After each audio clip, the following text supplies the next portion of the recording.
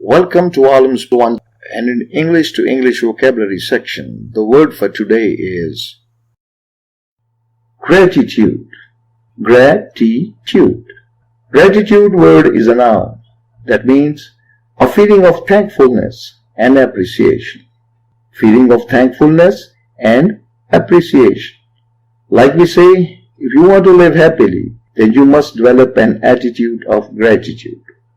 They showed their gratitude after they were well treated at the dinner.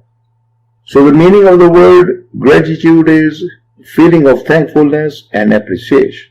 A very good quotation about the word gratitude is, gratitude helps you to grow and expand. Gratitude brings you and laughter into your life and into the lives of all those around you. Good luck and stay blessed. If you have understood the meaning of the word, try making a sentence or two and type them in the comment section below so that others can also get benefit from it. Good luck and stay blessed.